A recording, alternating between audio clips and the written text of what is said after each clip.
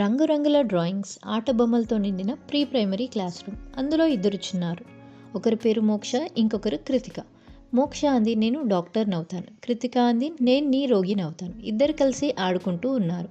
ఇలా ఇద్దరు best friends అయ్యారు. మోక్ష వాళ్ళ నాన్నకి వేరే ఊరికి బదిలీ అవుతుంది.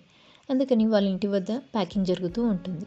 కృతిక అంటుంది, నువ్వు నిజంగానే వెళ్తున్నావా? మోక్ష అంటుంది, మా ఫ్యామిలీ కొత్త నగరానికి వెళ్తుంది, కానీ నేను ఎప్పటికీ మర్చిపోలేను.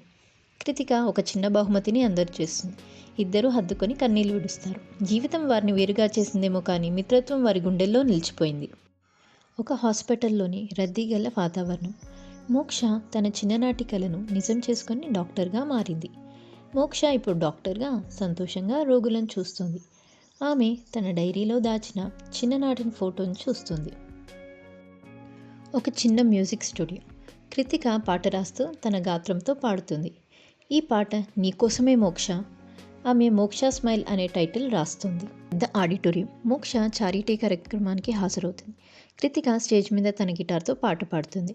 చిరునవ్వులు గుర్తు చేసిన పాట వారి మిత్రత్వం గుర్తు చేసింది. కార్యక్రమం వెనుక వైపు గదిలో ఇద్దరూ హత్తుకుంటారు, నవ్వుతూ కన్నీళ్లు పెట్టుకుంటారు. ఇరువురు మళ్ళీ కలుసుకున్నారు. వారి మిత్రత్వం మరింత బలపడింది.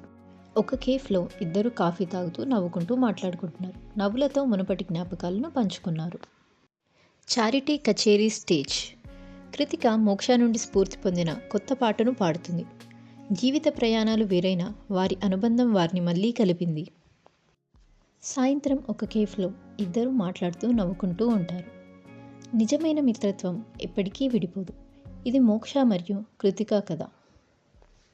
ఇలాంటి మరెన్నో కథలను చూడాలనుకుంటే please like, share and subscribe to Telugu మరపురాని కథలు.